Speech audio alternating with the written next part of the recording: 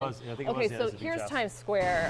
Here's what you're looking at. If just to give you the piers on the left-hand side of your screen, and what that little cluster of shops and buildings, the little plaza. There's the popular Greek restaurant. There's the Dairy Queen where you can see kids running around getting their soft serve. There's several ice cream places. You got the bathing suit shops, and the building's just not standing anymore. It's truly Hurricane Ian changed what Fort Myers Beach looks like. The U-shaped building was the Sandcastle Beach Club, and now we're actually working back a little bit, like you mentioned, some of the more residential areas. And now you're looking. There's Dock Like I Fords. say, now you're going up on Dock Fords, and you got Dixie Fish Company, and the marinas that sit there. These boats are just piled in. So this is on the other side of the bridge. This is like the Parrot Key area, right? Yeah, Okay. it's the very first boat docks over towards the Gulf Marine Yacht Works, and so there you can see the bridge, right? Yep. So we're coming around, and we're on San Carlos Island now, and it looks like right there, okay. That's the bay side, Yeah, yeah. we're gonna go back to the bridge. The shrimp boats will be down here to the bottom left. Yeah. And so we're trying to keep the orientation here. We're spinning back around. That is San Carlos Boulevard, that's Main Street. And now you're looking at a lot of these mobile homes there along Emily Lane, Sanibel Oh, wow. Seafood. So now we're coming in. A lot of these are That's where the shrimp boats are are. your manufacturing. So that's where Yeah. these shrimp boats are. You can see them piled up there. And it looks like they moved the shrimp boats on the interior part of the bay to protect them before the storm. That's Hurricane Bay there to the north, and it doesn't appear that it helped protect the shrimp boats. They are all piled up there in the corner. Unbelievable. This is the area, if you've ever traveled by boats on the Key West Express down to the Keys, it's an area where so many people have driven through. Those shrimp boats is for the pirate ship. It's something kids have birthday parties on. So many people spend company holiday parties there. And look at that. The homes are just pushed on top of each other. Yeah, if I'm not mistaken, they're usually lined up right there, like you said, in Yeah. the bay. The Trico Shrimp Market, the seafood market is there, but I think they moved the shrimp boats inside over towards Hurricane Bay to protect them. But now you're coming around. Are we going to see Salty Sam's and, like you said, Parrot Key Caribbean Grill here? Yeah, I think he's zooming out. And forgive us, we don't have direct contact. I don't know if our helicopter camera photographer in the helicopter can hear us, but now we're looking at, this is Bayside, right? And all of the small homes there. And keep in mind, these are all Florida homes, right? They're not necessarily, it's a lot of people who have owned these places for a long time. It's not a lot of new construction, probably not necessarily built to withstand the kind of storm that Hurricane Ian was.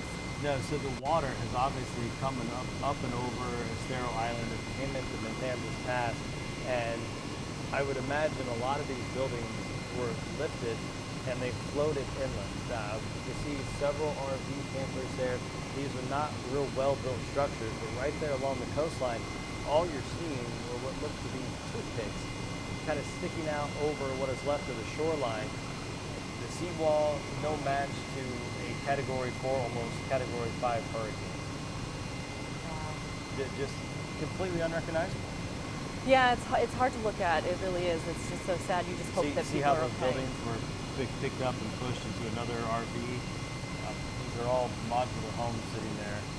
So hopefully now we get a little more orientation. So we're coming back over towards the bridge. Again, this is over San Carlos Island. And we're starting to come up towards the Naughty Parrot Dock Bar, and eventually there to the right is the San Carlos RV Park. That's what's there sticking south of San Carlos Boulevard on Little the right-hand peninsula, side of yeah. your screen. Yep, so all of those are modular homes as well, and I can only imagine that water got there. We're swinging back around. You're seeing Estero Pass right again to now the west there of San Carlos Boulevard. We're swinging back around.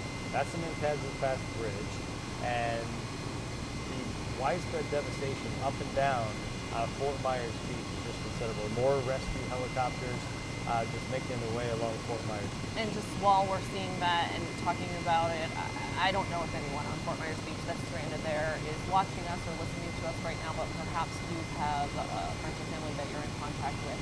If you are stranded and you want to get off the island and you want to be rescued, we are being told that you need to go to the Publix and 7-Eleven there on Estero Island, and that is where those search and rescue teams will take you, and we will take you off of the island. So please Publix and 7-Eleven is where you want to go to do that. They're working so hard to rescue hundreds of people. This still, as we are going into day 2 of covering Hurricane Ian, seems surreal to all of us here who are watching these pictures. It's devastating for Southwest Florida. On the upper right-hand side of your screen, there's the big Carlos Pass. On the south side of that, you start to get into Lovers Key State Park. Right. So this is headed down towards the Bonita area. Correct. And Lovers Key, some very iconic locations. Zooming in, ooh. Oh, wow. Wow. So if you're just joining us, you're looking at live images. We have a helicopter over Fort Myers Beach area where we have been looking at the devastation and destruction at Times Square and what modular homes, mobile home communities, manufactured homes, they're gone. Yeah, you can see the channels that the water has cut. I would assume it looks like there's some kind of emergency Yeah, it looks like vehicle, an ambulance. an ambulance working the way where Estero Boulevard used to be. It doesn't look like it's either that or a likely covered with sand. Yeah. It's covered with sand. And that's the thing too. Fire crews, search and rescue crews, 911 operators, they're all working there on the islands. You can still call 911. This goes for Sanibel as well, and they're there. So barges, large barges are bringing construction equipment and things to clear the roads and get to people. But some people that have met face-to-face with these search and rescue crews, they get that face-to-face contact and they say, no, I'm good. I want to stay. I don't want to leave my home. And that's what a lot of people chose going into this storm. They want to leave. Is that a pool standing there? That's a pool, and you can see the concrete, the dirt, the actual earth around the pool was removed by the storm surge. I can only imagine there had to be a house sitting right behind that. And you have to pray and hope to God that nobody was in that house when the storm was coming through. We've kind of changed orientation again. The chopper heading back to the north along Estero Boulevard. We're going to try to see if we can recognize a couple of these places from the air. The general direction he's going up Estero Boulevard is heading back towards the bridge. And again, there's the zoomed in look. That is an ambulance covered or working its way up Estero Boulevard. It is covered with sand. You can see street signs down there in the distance. It looks like some folks out on bicycles trying to maneuver their way around. So it's good to see that people at least survived the storm. I would imagine those people were there during the height of it and did not need the evacuation.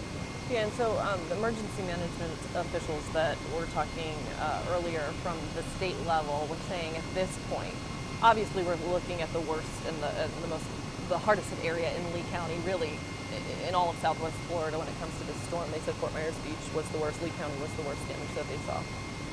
They said 10,000 people is the number they're going with right now across the board with people who are unaccounted for, if you will. I don't want to say missing, but they can't get in touch with them. They don't know where they are. Maybe they told someone they were sheltering in place somewhere and then they ended up leaving and they're not there anymore. So they say as we go through these days of search and rescue, that number will go down as they contact some of those people. But you're looking at massive structures, condos, and it looks to me like the roof is just completely off of that. Yeah, and when you get a roof off a structure like that, the water goes down to every floor. That, unless the structure itself holds, but the entire hotel or condo, floor by floor, will have to be reconstructed. So, crews, where do we go from here? If you're just joining us, we are showing you these live images from Fort Myers Beach, and yes, search and rescue is still happening right now. That will happen in 3 phases. They do what they call the hasty search. I would believe that we're past that point right now because we see the ambulances slowly driving down the streets and the helicopters slowly searching over neighborhoods. They're in the primary and secondary. So they do basically, in layman's terms, 3 searches of all of these areas that are devastated to try and get people out. But also, they're still bringing stuff in. They're going to these places by boat and barge and bringing what they need to. If we could just stay with these images, hopefully we're continuing to watch the president. If we could get a little direction on whether or not we want to take the president or if we're recording the press conference or vice versa, just let us know. Until we get that direction, we are going to continue to watch these videos. Yeah, we're going to stay with this right now. We can Absolutely take notes on what the president is saying, and we will put his full speech on social media for you as well. We'll let you know what he says. The federal government obviously is providing a lot of assistance. FEMA is here. They are giving assistance right now to 13 different counties across Florida. If you want the website where you need to register, it's disasterassistance.gov. I want to give you this phone number as well, 1-800-621-3362. That's the phone number you want to call for federal emergency management. Take some pictures of the damage if you are there. Document it because you are going to need that to get the assistance from FEMA. Already 34,000 people have registered for assistance from the federal government. Obviously, the state is going to be helping out as well, but we have a long road to recovery. You can see construction equipment there. It looks like a bulldozer pushing sand Yep. off of the streets. Yeah, as they get those front loaders out there trying to make Estero Boulevard passable for first responders and to get the rescue efforts underway. This is why they do not want people even attempting. It's why they're not letting people on the island, because it's impassable right now. It takes heavy machinery in order to get these roadways clean. And if I had my geography right before the helicopter was able to zoom in, we're on Estero Boulevard down just before Big Carlos Pass, before you cross the bridge over to Lovers Key State Park. You've got the Marina Towers and Yacht Club there to the right of where this front loader is continuing to remove debris. There are several condominiums there. There's a rather large beach, or I should say there was a large beach on the south side of the island. We'll have to see how much of that was left, but the devastation doesn't just end at Fort Myers Beach itself near Times Square.